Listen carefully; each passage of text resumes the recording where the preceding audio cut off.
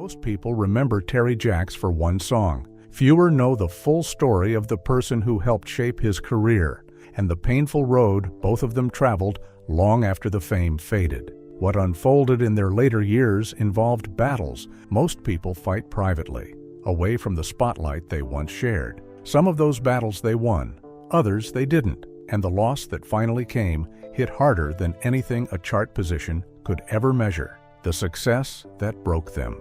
Terry Jacks grew up in Winnipeg, Manitoba, as the oldest of 5 boys. His father owned a successful architecture firm, so it seemed almost certain that Terry would follow the same path. He even studied architecture at university. But deep down, music was always where his heart was. In the early 1960s, his family moved across Canada to Vancouver. Even though his parents encouraged him to become an architect, Terry had already made up his mind. He picked up a guitar and threw himself into music instead. By the age of 18, he had joined forces with guitarist Guy Sobel to form a band called the Chessman. The group quickly made a name for itself around Vancouver. Between 1964 and 1966, the Chessman landed 4 top 10 hits in the city, becoming one of the area's most popular local acts. One moment from that era perfectly captured how passionate their fans had become.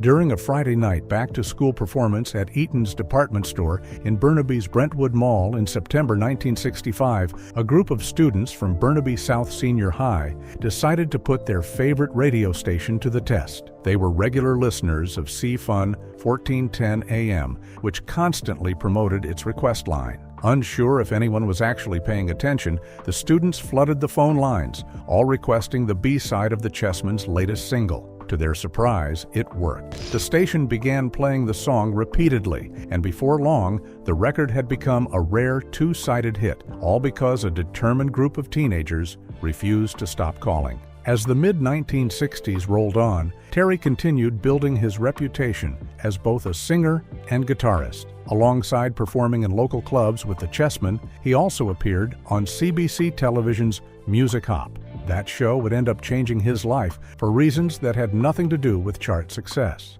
It was there that he met a young singer named Susan Peskovitz, the woman who would eventually become both his musical partner and his wife. Susan's journey had started years earlier in Saskatoon, Saskatchewan, where she grew up in a family of 8 children. Singing came naturally to her. At just 7 years old, she was already performing live on a local radio station every Saturday afternoon. When she was 9, her family relocated to Haney in British Columbia's Fraser Valley. She continued singing in school and church choirs, and by the age of 14, she was already earning money as a professional performer, singing at Legion Hall dances for just $1 a night. Her talent kept opening bigger doors. At 15, she earned a place on the Let's Go Review, part of CBC's Music Hop, a national music variety show inspired by Dick Clark's American Bandstand. As a teenager, she became one of the show's regular performers, earning admiration from everyone who worked with her. Years later, broadcaster Terry David Mulligan remembered Susan as an exceptionally kind, talented, and humble person whose warmth matched her remarkable voice. Then came 1966, when one unexpected phone call changed everything. Susan needed a rhythm guitarist for a performance in Hope, British Columbia. She contacted every guitarist she knew, but nobody was available. Eventually, someone suggested calling Terry Jacks. His previous band had recently broken up, so there was a good chance he was free. He was. That single performance marked the beginning of a partnership that would eventually become the Poppy Family. Although Susan continued pursuing her solo career through television appearances and live performances, she and Terry started playing together in coffee houses whenever they could. By early 1967, they invited their friend Craig McCaw to join them on lead guitar. Around that same time, Susan decided to fully commit to the new group. Their first name was Powerline, but it never really felt like the right fit. Even so, the band continued performing throughout Vancouver and steadily built a loyal following. Eventually, during a rehearsal break, they began searching magazines, newspapers, and even dictionaries for inspiration. While flipping through one dictionary, they came across an entry describing the poppy family as a varied species of flowering plant. The name immediately stood out. From that moment on, they became the Poppy Family. Later that year, after a brief romance, Terry and Susan got married, and Susan Pescovitz officially became Susan Jacks. As 1968 arrived, the group expanded once again. Craig McCaw had developed a fascination with East Indian music and was learning to play the sitar. Through that interest, he met Satwant Singh, an accomplished tabla player. Satwant joined the group, completing a lineup unlike almost anything audiences had heard before. The Poppy family blended Susan's emotional vocals, Craig's distinctive guitar work, and Satwant's traditional Indian percussion into a sound that felt fresh and completely original. It didn't take long for the band to earn a reputation as one of Canada's most creative new acts. Ironically, despite the word family in their name, life behind the scenes was anything but peaceful. Former band member Bruce McGraw later recalled that rehearsals and performances could become incredibly tense. Terry was known for demanding complete control over every aspect of the band, and his perfectionism often created conflict. According to McGraw, there were even times during the live shows when arguments between Terry and Susan became so intense that Susan would throw down her tambourine, leave the stage in tears, and walk off mid-performance. Still, the music never stopped. In 1968, Terry began focusing more heavily on songwriting, and the group released its debut single, Beyond the Clouds, through London Records. Early the following year, they followed it with What Can the Matter Be? Then, everything changed. Later in 1969, the Poppy family released Which Way You Goin' Billy, the song that would transform them from a successful Canadian band into international stars. Even more remarkable was how modest the recording process had been. The song was recorded in a small Vancouver studio for only a few $100s. Hoping for a breakthrough in the United States, the band first shopped the recording around Los Angeles, searching for a major American record deal. Every label passed. Rather than giving up, they returned home, signed a full contract with London Records, and released the song anyway. The story behind its title has remained the subject of debate ever since. The song was originally written during the Vietnam War era under the title Which Way You Goin' Buddy, and told the story from a man's perspective. It was later rewritten from the viewpoint of a woman whose partner had left her behind. The disagreement centered on one simple question: where did the name Billy come from? Susan maintained that she suggested using the name of one of her 6 brothers. Terry strongly rejected that version of events. In an interview with SoCan's Words and Music magazine, he insisted the inspiration came from the Beaumarks song Billy, Billy Went A-Walking, arguing that as the songwriter, he knew exactly how the title had come about. Whatever the true story was, the title became unforgettable.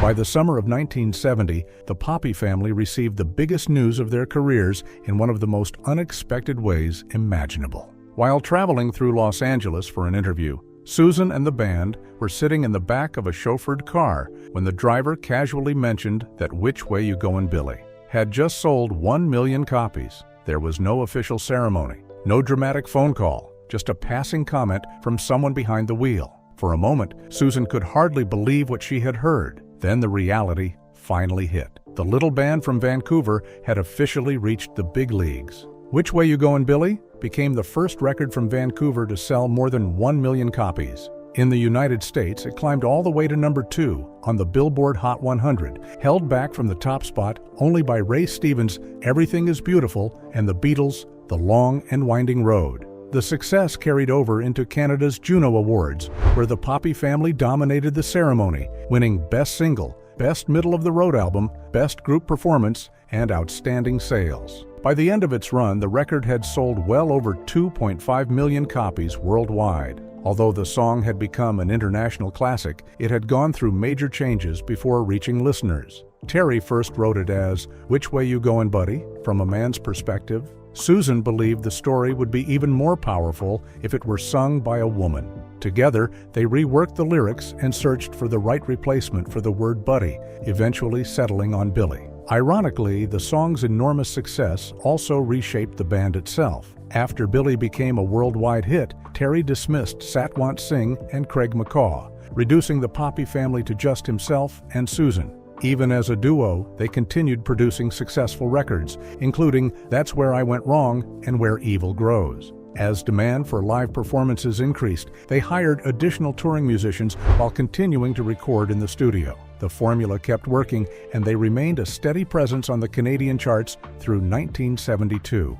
Despite the success, Terry never fit the image of a typical pop star. He openly admitted that money was never his biggest motivation. He disliked touring, avoided media attention whenever possible, and often joked that he would rather spend his time fishing than promoting records. At the same time, he had taken on nearly every responsibility surrounding the band, handling not only songwriting and performing, but also much of the management and business side. The workload became overwhelming, and eventually he decided to retire the Poppy family name altogether. Looking back, several factors contributed to the group's surprisingly short life. Their longtime manager, Dub Allbritton, who also managed rockabilly legend Brenda Lee, died in 1971, leaving a major gap behind the scenes. Then came another decision that many believe changed the band's future. Terry turned down an invitation to perform Which Way You Goin' Billy on The Ed Sullivan Show, choosing instead to appear at Expo 70 in Osaka, Japan.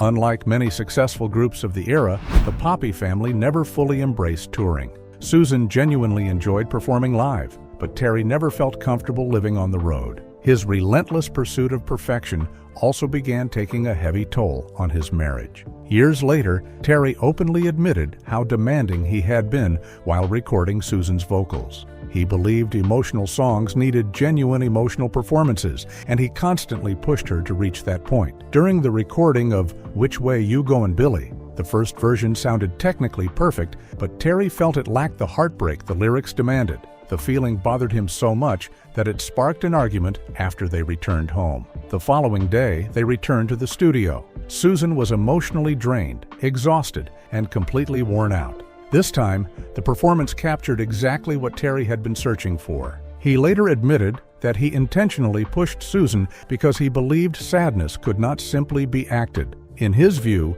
songs about heartbreak needed to sound genuinely broken, while Susan naturally possessed a bright, joyful voice that he constantly tried to soften for those recordings. Eventually, the pressure became too much. The marriage collapsed, the couple divorced, and by 1973, both Terry and Susan launched separate solo careers. Susan immediately released her debut solo album, I Thought of You Again.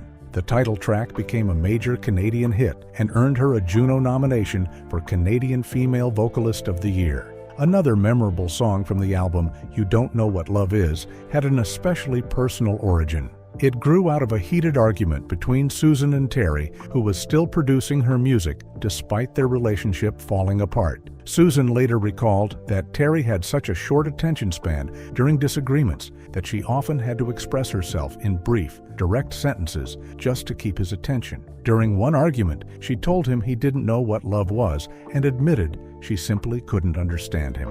Not long afterward, Terry returned with a brand new song built around those exact words. At least one lasting piece of music had come out of the argument.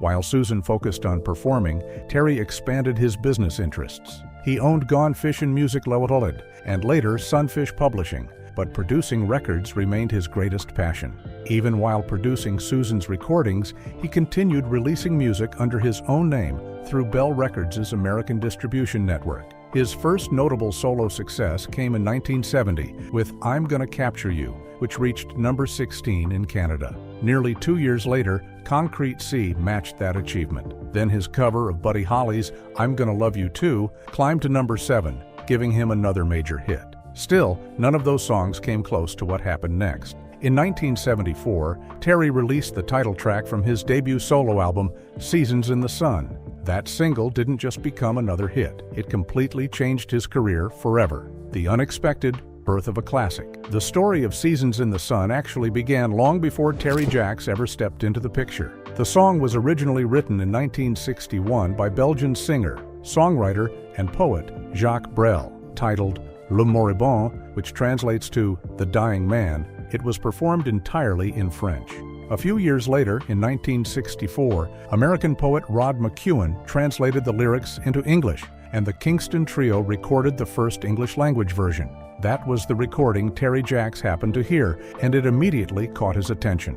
Years later, during an interview with Songfacts, Terry recalled having dinner with Jacques Brel in Brussels after his own version became a worldwide hit. During that conversation, Brel revealed the real inspiration behind the original song. According to Terry, Brel explained that it was about an elderly man dying from a broken heart after discovering that his best friend was having an affair with his wife. Brel had reportedly written the song while staying in a brothel in Tangier, and his original performance was completely different from the gentle ballad most people know today. He performed it almost like a marching song, giving it an energetic rhythm that contrasted sharply with its heartbreaking lyrics. In Brel's version, the dying man says goodbye to his priest, his closest friend, and finally to his unfaithful wife, Françoise. Even after learning she had repeatedly cheated on him, including with his best friend, he forgives her before taking his final farewell. When Terry first learned the story behind the song, he found it unforgettable. There was something about its emotional weight that stayed with him. Even though he never cared much for Rod McEwen's English translation, the song itself continued to occupy his thoughts. Eventually, Terry decided to create his own arrangement. Rather than recording it himself, he first offered it to one of the biggest bands in the world, the Beach Boys. The group had invited Terry to produce a recording for them, something he considered a tremendous honor. Believing Seasons in the Sun would perfectly suit their signature harmonies, especially with Carl Wilson on lead vocals, Terry suggested they record his arrangement. The sessions began at Brian Wilson's home, but they quickly became far more complicated than anyone expected. Although Terry had been brought in as the producer, Brian Wilson struggled to step away from his usual role. Known for spending months perfecting recordings, Brian repeatedly wanted to keep working on the master tape, even though the sessions technically belonged to Terry. The situation became so difficult that the recording engineer reportedly took the master tape home every night just to prevent Brian from making further changes without permission. The project dragged on endlessly. Later, Terry admitted that the constant tension nearly pushed him to a breaking point. He poured enormous energy into the sessions, but with everyone pulling in different directions, the recordings never reached the finish line. Eventually, he accepted that he simply couldn't complete the project. The band's personal lives only made things even more chaotic. According to Terry, the Beach Boys were going through an especially turbulent period. Mike Love was deeply involved in spiritual movements. Dennis Wilson had become entangled with Charles Manson before the murders, and Brian Wilson was struggling with his own well-documented personal challenges. Meanwhile, Carl Wilson and Al Jardine were doing everything they could to hold the band together. Under those circumstances, finishing the recording became almost impossible. Still, the sessions weren't a complete loss. While working with the Beach Boys, Terry collaborated closely with Al Jardine on the backing vocals and developed an arrangement that he would later use when recording the song himself. Even then, Terry knew one thing had to change. Jacques Brel's original story centered on betrayal, infidelity, and forgiveness. The dying man spent his final moments saying goodbye to the people closest to him, including the wife who had repeatedly been unfaithful and the friend who had betrayed him. That storyline never felt right to Terry. Instead of preserving those themes, he completely reshaped the song. He rewrote much of the lyric and even added an entirely new final verse. His inspiration came from somewhere deeply personal. One of Terry's closest friends had recently died from leukemia, and that heartbreaking loss became the emotional foundation for his version of Seasons in the Sun. Recording it was anything but easy. Looking back during an interview with Mimre TV, Terry admitted that he struggled with the idea of performing the song at all. Because it was inspired by someone he loved, he never felt comfortable earning money from such a deeply personal tribute. That discomfort eventually became one of the reasons he stopped performing live as often. The rewritten version also reflected another painful real-life experience. One afternoon, Terry was out playing golf with a close friend named Roger when Roger quietly revealed that he didn't have much longer to live. At first, Terry refused to believe it. Sadly, the diagnosis was acute leukemia, and at that time, there was very little doctors could do. Just 4 months later, Roger passed away. That loss transformed Seasons in the Sun. Instead of telling the story of a man betrayed by his wife, Terry focused on something far more universal, the heartbreak of saying goodbye to the people who mattered most. His version became a farewell to a best friend, a father, and a loved one, removing the themes of infidelity entirely and replacing them with grief, love, and acceptance. Even after finishing the recording, Terry still wasn't convinced he should be the one singing it.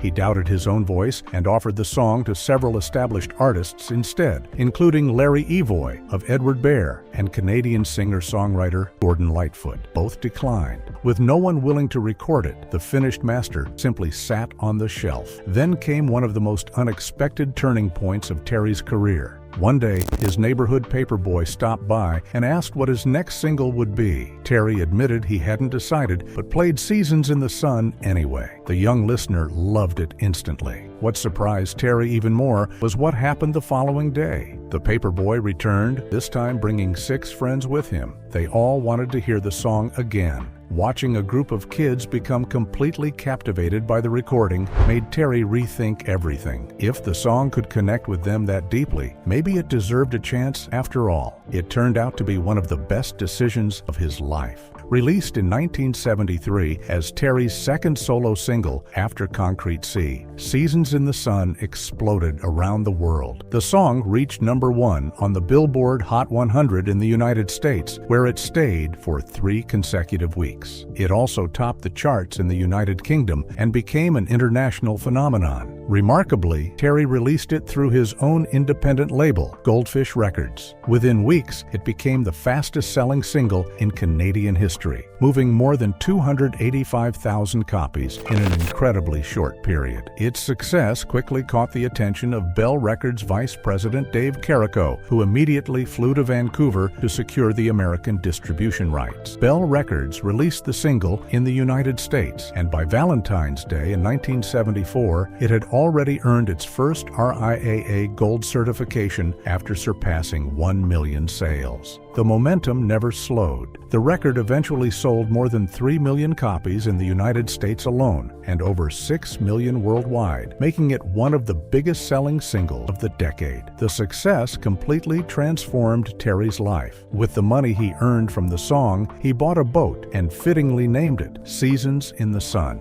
Spending long stretches sailing along the coastlines of Canada and Alaska gave him time to reflect, and those experiences gradually strengthened his spiritual beliefs. Not long afterward, Terry returned to Jacques Brel's catalog for another recording. He chose If You Go Away, another English adaptation by Rod McEwen of Brel's famous French song Ne me quitte pas, which literally means "Don't Leave Me." Unlike Seasons in the Sun, however, the song failed to capture the public's imagination, peaking at only number 68 on the American charts. Why he quit at his peak. By the mid-1970s, Terry Jacks had reached a point where the music business no longer brought him the same excitement. He never enjoyed the endless touring, constant promotion, or the pressure that came with being a pop star. So despite standing at the peak of his success, he gradually stepped away from recording, although he continued producing music for other artists behind the scenes. Before long, even producing wasn't enough to keep him in the industry. Burned out by the demands of pop music, Terry walked away almost completely. Instead, he embraced Christianity and devoted himself to a cause that became just as important to him as music had once been: protecting the environment. His focus turned toward fighting water pollution and deforestation, particularly challenging the practices of Canada's pulp and paper industry. For Terry, environmental activism became more than just a new passion. It also allowed him to build an identity beyond the one song that had defined his career. He later admitted that becoming known as an environmentalist was the only thing that finally allowed people to see him as more than simply the man behind Seasons in the Sun.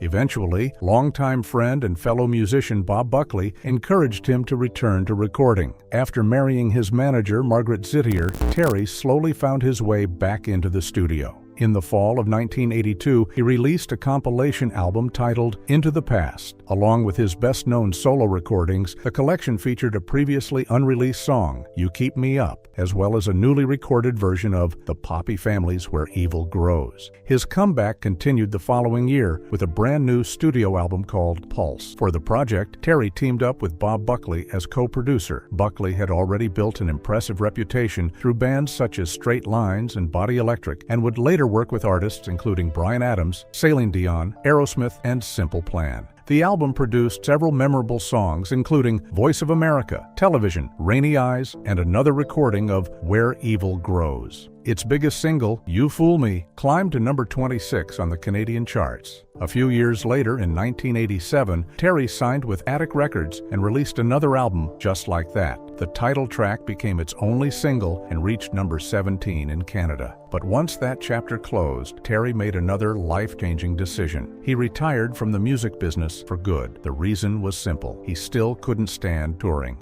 Rather than slowing down, he redirected his energy into environmental activism with the same determination he had once poured into songwriting. He founded an organization called Environmental Watch, dedicated to holding major logging and pulp companies accountable for pollution and environmental damage across Canada. Unlike many celebrities who simply lent their names to charitable causes, Terry became deeply involved himself. In 1988, he filed a lawsuit against British Columbia's Ministry of Environment after it granted a pollution permit to How Sound Pulp and Paper. Although he eventually withdrew the case in 1990, it happened only after the ministry laid 19 separate pollution charges against the company. His activism wasn't limited to courtrooms. In 1989, Terry organized a flotilla of boats that sailed past several pulp mills in Howe Sound, protesting industrial pollution. Throughout the 1990s, he remained locked in lengthy legal battles over emissions and changes to environmental permits issued to pulp mills. His efforts eventually helped influence major environmental policy in Canada. Terry was widely credited with playing an important role in the passage of 2 federal laws that strengthened protections against coastal logging and placed tighter restrictions on fish canning operations involving foreign fishing fleets. His work earned recognition from organizations including the United Nations and the Western Canada Wilderness Committee. The heartbreaking death of Terry Jacks and his partner. After spending years making headlines for music and environmental activism, Terry unexpectedly found himself back in the news in 2001 for far less positive reasons. The RCMP responded to an incident at his home in Sackville, British Columbia. The investigation resulted in charges involving improper firearm storage and alleged spousal abuse. Although the firearm was not connected to the alleged assault, the incident severely damaged the relationship, and less than a year later, Terry and Margaret divorced. Years later, another series of challenges arrived, this time involving his health. In 2016, Terry suffered 2 strokes within 6 months of each other. In a remarkable twist of fate, both Terry and his former wife Susan, 2 of Vancouver's most recognizable music figures, found themselves hospitalized at nearly the same time. Only a few years earlier, Terry had successfully overcome prostate cancer and appeared healthy while promoting his song Starfish on the beach. Then, in March 2016, he suffered his first stroke while aboard his boat near Pender Harbor on British Columbia's Sunshine Coast. 6 months later, another stroke struck. Friend Jamie Anstey later explained that Terry had been recovering in Haida Gwaii and seemed to be making steady progress before suddenly suffering another stroke. He was airlifted first to Prince Rupert Hospital and later transferred to Lions Gate Hospital for specialized treatment.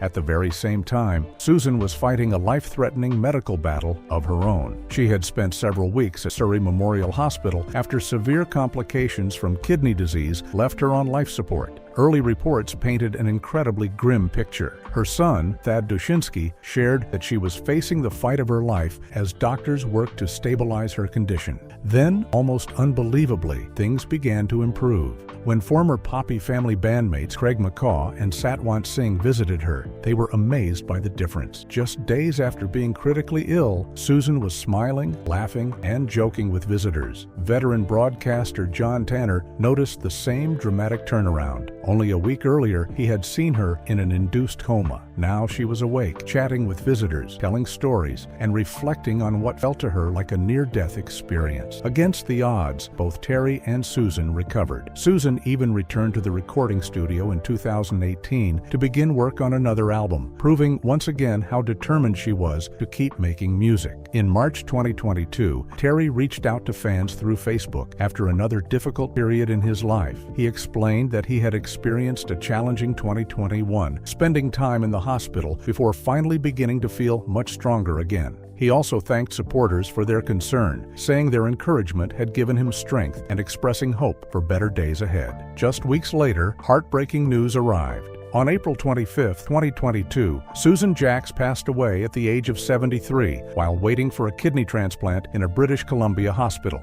She had spent years battling kidney disease. Terry paid tribute to his former wife and longtime musical partner, remembering her as someone with a kind heart who had brought his songs to life through her remarkable voice. He added that she would live on beyond the clouds, a touching reference to one of their earliest recordings together. Susan's health struggles had stretched back many years. After being diagnosed with kidney failure, she gradually reduced her performing schedule. Then, in 2010, her older brother donated one of his kidneys, giving her a second chance at life. The transplant allowed Susan to return to recording and performing, something she deeply treasured. She often spoke about how profoundly the experience had changed her perspective, saying it gave her a completely new appreciation for life and left her believing she'd overcome almost anything. Sadly, that second chance eventually came to an end. Complications from an infection ultimately claimed her life. Her brother, Billy Peskovitz, later remembered that music had always been part of who Susan was. According to him, she was always singing right up until her final years. But the infection became too overwhelming, and her heart eventually stopped. During her memorial service, Billy described her as an extraordinary sister, devoted mother, loyal friend, and a woman whose beautiful voice touched countless people. He remembered her gentle personality, incredible determination, and the strength she showed throughout both her music career and her long battle with illness. He also expressed the family's deep gratitude to the nurses, doctors, and healthcare workers at Surrey Memorial Hospital who cared for Susan during her final days. Tributes quickly poured in from across Canada's music community.